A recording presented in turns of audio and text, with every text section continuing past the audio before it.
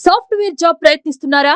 ఏ course నేర్చుకోవాలనే confusion లో ఉన్నారా? మీ ఐటీ కెరియర్ కి సరైన సొల్యూషన్ వి క్యూబ్. అమూల్యశ్రీ అనే అమ్మాయి సినిమాల్లో మంచి ఛాన్స్ వచ్చాయి, షార్ట్ ఫిల్మ్స్లో మంచి పేరు వచ్చింది. సినిమాలో ఇక హీరోయిన్గా సెలెక్ట్ అయ్యి షూటింగ్ చేయడమే ఇక ఆలస్యం. అమ్మాయి చాలా చక్కగా ఉంటుంది. మీరు స్క్రీన్ మీద కనిపిస్తున్నటువంటి అమ్మాయిని చూస్తే హీరోయిన్గా మంచి అవకాశాలు వస్తున్నాయి, మోడలింగ్గా కూడా మంచి గుర్తింపు వస్తుందని ఆ కుటుంబం ఎంతో సంతోషపడింది. కానీ ఆమె చేసిన ఒకే ఒక తప్పు పేదింటి కుటుంబంలో పుట్టడం. తనకు తండ్రి లేకపోవడం, మగదిక్కు లేకపోవడంతో తనతో పాటు అక్క, అమ్మ మాత్రమే ఉన్నారు. అయితే పేదింట్లో ఉండడం వల్ల ప్రస్తుతం నేనున్నటువంటి ఈ ప్లేస్లోనే తను ఉండేది. చాలా చిన్న ఇల్లు, రేకులతో ఉండేటువంటి ఇల్లు. తను స్నానం చేస్తుంటే పక్కింటి వాళ్ళు ఆ స్నానం చేస్తున్న వీడియోని గుట్టుచప్పుడు కాకుండా ఇలా దొంగతనంగా షూట్ చేసి ఇబ్బంది పెడుతున్నారు, హరాస్ చేస్తున్నారంటూ ఇంట్లో వాళ్లకు, ఆ తర్వాత పోలీసులకు కూడా చెప్పింది. కానీ పోలీసుల నుంచి సరైన స్పందన లేకపోక తిరిగి ఆ అమ్మాయి మీదే సూటిపోటి మాటలు మాట్లాడడంతో ఈ అవమాన భారాన్ని తట్టుకోలేక ఆత్మహత్య చేసుకుంది. లేఖ రాసి మరీ చనిపోయింది. ప్రస్తుతం నేను తను అవమాన భారపడ్డ ఆ ప్రాంతంలోనే ఉన్నాను. మీరు ఒకసారి గమనించవచ్చు.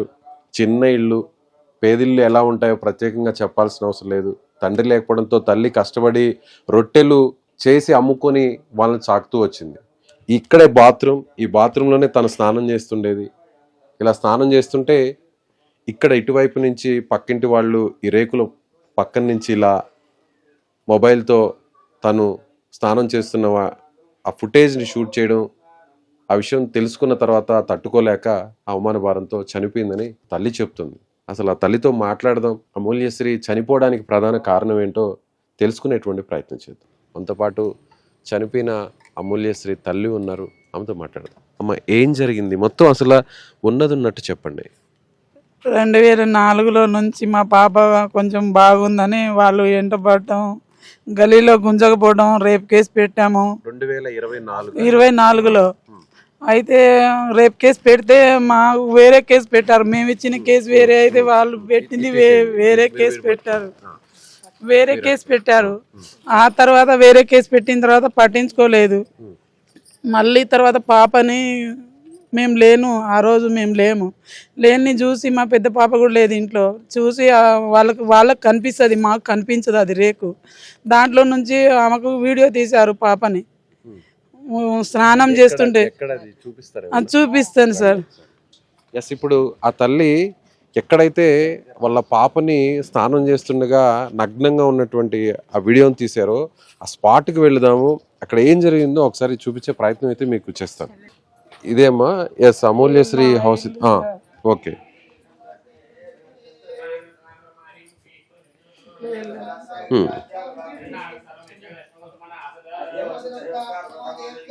ఎస్, ఇక్కడ చిన్న ఇల్లు ఇది.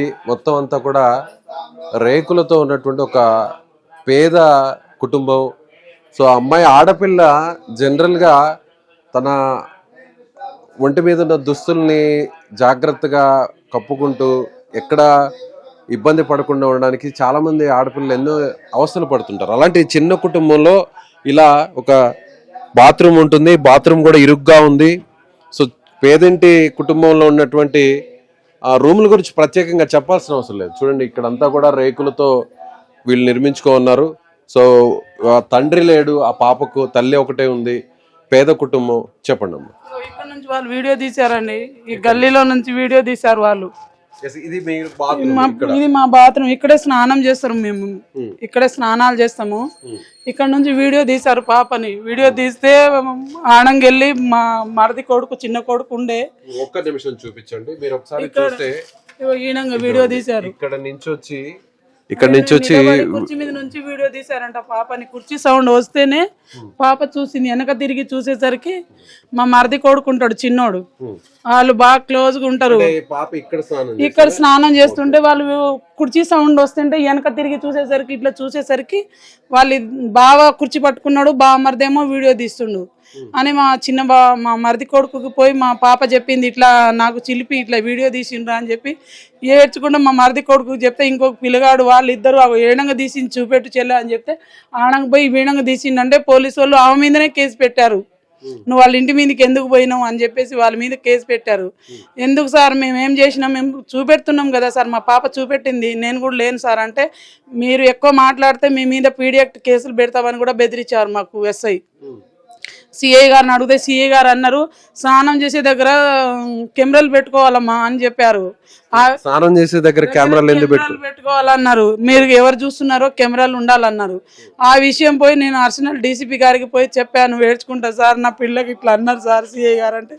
డీసీపీ గారు తిట్టారు సిఐ గారికి. ఆ తిట్టిన తర్వాత రాఘవేంద్ర ఎస్ఐ, వెంకటేశ్వర్లు ఎస్ఐ వీళ్ళకి చెప్పాను, సార్ నా బిడ్డకు ఇట్లా అయింది సార్. సైదాబాద్ పోలీస్ స్టేషన్ లో పోయి చెప్పాను, సార్ నా ఇట్లా నా బిడ్డకు వీడియో తీశారు సార్, చచ్చిపోతా అంటుంది సార్ ఇజ్జత్ అని చెప్పేసి చాలా సార్ ఫోన్ చేశాను. చాలా సార్ పిఎస్కి వెళ్తే నవ్విర్రు వాళ్ళు, నీ బిడ్డకు ఇట్లా చేస్తారా, నువ్వు కావాలని చెప్తున్నావు అని అన్నారు. లేదు సార్, నా పిల్లలు తోడుగా చెప్తున్నా సార్, నేను అట్లాంటి దాన్ని కాదు సార్, నా గురించి ఎంక్వైరీ చేయండి సార్, నేను ఎట్లాంటిది అంటే, నువ్వు మంచిదాని అని తెలుసు కానీ నీ బిడ్డకు వీడియో తీయలేదు వాళ్ళు, నువ్వు కావాలని చెప్తున్నావు అని, నీ మీద ఎక్కువసారి పోలీస్ స్టేషన్కి వస్తే పీడియాక్ట్ కేసు పెడతామని చెప్పి బెదిరించారు. వాళ్ళని పిలిపించి అడిగారా పోలీసులు? పిలిచి ఇప్పుడు వీడియో అడగలేదు, వీళ్ళని అడగలేదు, పిలవలేదు. మేము అన్నాం ఏసీపీ గారిని కలిసాము, అయితే వాళ్ళ గోడలు కట్టుకోండి అని చెప్పారు. ఈ రేకులు తీసి ఆ ఇల్లు కూడా వాళ్ళది కాదు, వేరే వాళ్ళది దొంగతనంగా వీళ్ళు కొనుక్కున్నారు. వీళ్ళ ఇల్లు అవతల ఉంటది, వీళ్ళ కొనుక్కొని మమ్మల్ని కావాలని ఈ గుడిసె అమ్ముతారా అదంటే, మేము అమ్మ మాకు ఉన్నదే ఒక గుడిసె, మేము ఎట్లా అమ్ముతాం, ఇది మా అమ్మగారు వాళ్ళ గుడిసె, మేము ఉంటున్నాం దాంట్లో అని 100 సార్లు చెప్పినా కూడా మమ్మల్ని అస్సలు పట్టించుకోలేదు సార్. అందువల్లనే నా బిడ్డ చనిపోయింది సార్. నా బిడ్డ నేను ఆ షాప్ దగ్గర చిన్న బ్యాంగిల్ షాప్ ఉంది, దాని ముందర రొట్టె కూర చేసుకొని ఆడ చేసి వస్తే నా బిడ్డ అమ్మి తీసుకొని వచ్చేది, మేము బతికే దాని మీదనే సార్. కావాలంటే ఎంక్వైరీ చేయండి సార్. 9వ తరగతి చదివి నేను చదువుకోను మమ్మీ అన్నది. సరే చదువుకోనంటే 10th ఎగ్జామ్ రాపిస్తాను బిడ్డ అని చెప్పి మాట్లాడాను. 10th రాసుకోమ్మా, నువ్వు మంచి ఆఫీసర్గా అమ్మ అంటే సరే మమ్మీ అన్నది.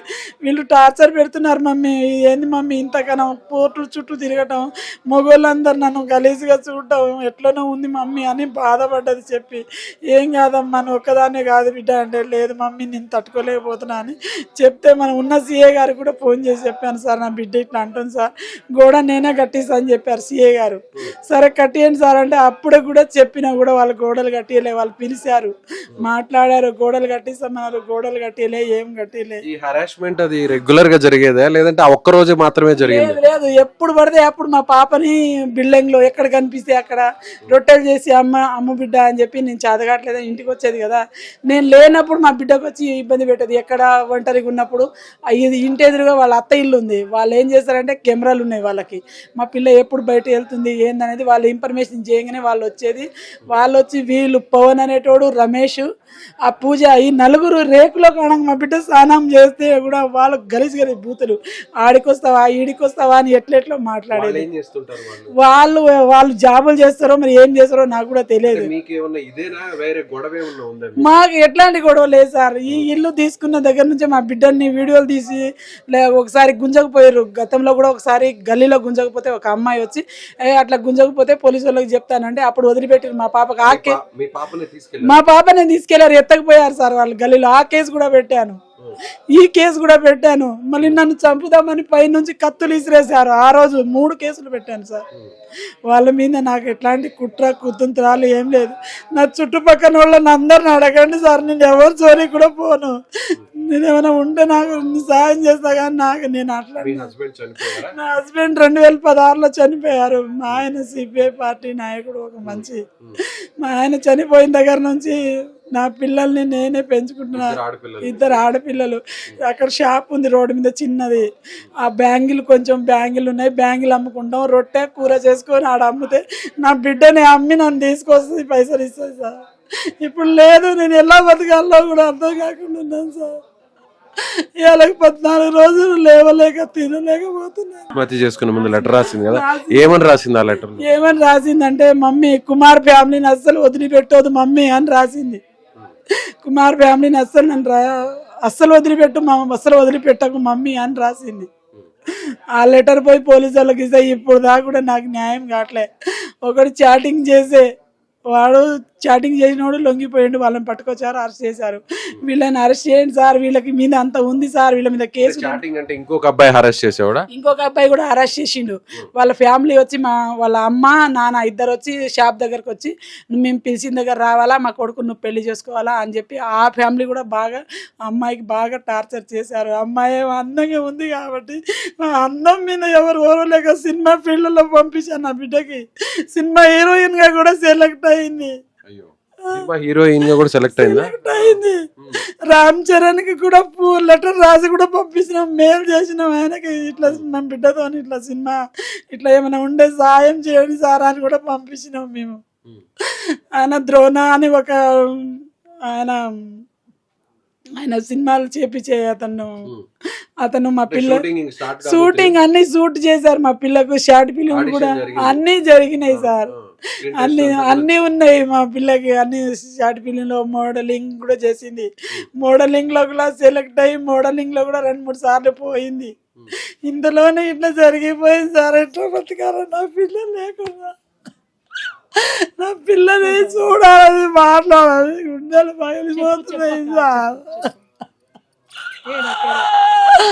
ఎట్లా బతికారు సార్, అన్న కూడా తినకుండా పిల్ల చక్కగా ఉంటది, సినిమాలో పాప చక్కగా ఉంది, సినిమాల్లో సెలెక్ట్ అయింది. సో ఇంకా మీకు అన్ని కష్టాలు తీరిపోతాయి, మంచి పేరు వస్తుంది అనుకున్నారు. నా బిడ్డ అన్నది, మమ్మీ నేను హీరోయిన్ గా అయితే నేను మస్తు ఫుల్ మంచిగా ఇల్లు కట్టిస్తాను మమ్మీ, నీకు మంచిగా నేను చూసుకుంటాను మమ్మీ, నువ్వు షుగర్ పేషెంట్వి మమ్మీ, నేనే కదా మమ్మీ అని చెప్పి టాబ్లెట్ వేసేది, జావా చేసి ఉండేది, షాపు దగ్గర ఏమైనా ఉన్నా ఆమె చూసేది. ఇప్పుడు నేను ఎట్లా బతకాలి? షూటింగ్ స్టార్ట్ కొన్ని రోజుల్లో షూటింగ్ స్టార్ట్ అవుతుంది, కొన్ని రోజుల్లో షూటింగ్ స్టార్ట్ అవుతుంది. ఆల్రెడీ షార్ట్ ఫిల్మ్ తీసినామా, ఆమెకు షూట్ కూడా చేశారు, ఫోటో షూట్ కూడా అన్ని అయిపోయినాయి. హీరోయిన్ గా సెలెక్ట్ అయిందా? హీరోయిన్ గా సెలెక్ట్ అయిందా. ఇక సినిమాలోనే పోవటమే ఉండే. ఇక ఈ 2 నెలలు అయితే ఆమె వెళ్ళిపోయేది. పెద్ద పాప ఆమె ఇద్దరు షార్ట్ ఫిలింలో, పెద్ద పాపని తెలిసిన వాళ్ళు దొరక నాకు లాయర్ రాపుల్ భాస్కర్ సార్ దగ్గర ఒక ద్రోణ అని మనకు పరిచయం అయ్యిండు డైరెక్టర్. ఆ సారే మొత్తం మా పిల్లల్ని షూటింగ్ చేయించడం, మా పిల్లల్ని ఫోటో షూట్ చేయటం, అక్కడక్కడ షార్ట్ ఫిలిములు అన్ని చేశారు సార్. అన్ని ఫొటోస్ కూడా ఉన్నాయి చాలా. పాప మోడలింగ్ లో కూడా చేసింది, సార్. అంతా చేసి నేను గుడ్డి దానిలో అయిపోయాను సార్, కాళ్ళు ఎరిగిపోయినట్టు అయిపోయాను. పోలీసులు ఏమంటున్నారమ్మా మరి? కేసు ఫైల్ చేస్తారు, ఏది ఫైల్ చేస్తాం, ఆగు అంటున్నారు కానీ ఫైల్ చేయట్లేదు సార్. గతంలో ఇట్లా జరిగింది కదా సార్, మిమ్మల్ని చెప్పాను కదా సార్, 6 నెలల క్రితం కూడా కంప్లైంట్ ఇచ్చాను కదా సార్ అని చెప్పాను. అయినా నా బిడ్డని ఇప్పుడు దాకా కూడా పట్టించుకోవట్లేదు సార్. కేసు ఫైల్ చేశారా? పోక్సో యాక్ట్ పెట్టారా? ఏం పెట్టలేదు సార్, వాళ్ళు ఇష్టం వచ్చింది వాళ్ళు. ఏం రా మా మరిది పోయి రాసి ఇచ్చిండు. తర్వాత ఆ లెటర్ దొరికిన తర్వాత నేను పోయి డీసీపీ గారికి పెట్టాను. తర్వాత ఏసీపీకి ఇస్తే ఏసీపీ కూడా చేస్తాం పో అన్నారు. అంతే. ఇక మమ్మల్ని ఎవరు పట్టించుకునేటోళ్ళు, రొట్టెలు అమ్ముకునేటోళ్ళు అని చెప్పి ఎవరు పట్టించుకోవట్లేదు సార్. నాకు ఒక బిడ్డ ఉంది, ఎట్లా బతకాలి సార్? బాధపడద్దు.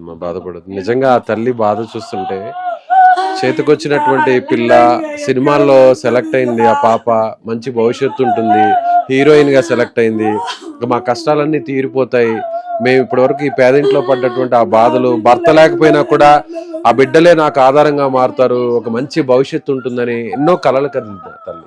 కానీ కళ్ళ ముందే చేతికొచ్చినటువంటి కూతురు ఇలా వేరొకరు వేధింపుల వల్ల ఆత్మహత్య చేసుకొని చనిపోవడం అనేది జీర్ణించుకోలేక ఆ తల్లి విలవిలలాడిపోతుంది. నిజంగా పేదింటి కుటుంబంలో ఆడవాళ్ళు పడుతున్నటువంటి కష్టాలు చూస్తే నిజంగా ఇలాంటి ఇన్సిడెంట్స్ జరగడం, అవమానాన్ని తట్టుకోలేక, నలుగురికి చెప్పుకోలేక, తను పడుతున్నటువంటి వేదనతో ఇక్కడ బతకడమే వృధా అనేటువంటి ఒక నిర్ణయంతో తను చాలించుకుని తనకు తనే తన ప్రాణం తీసుకునింది అమూల్యశ్రీ.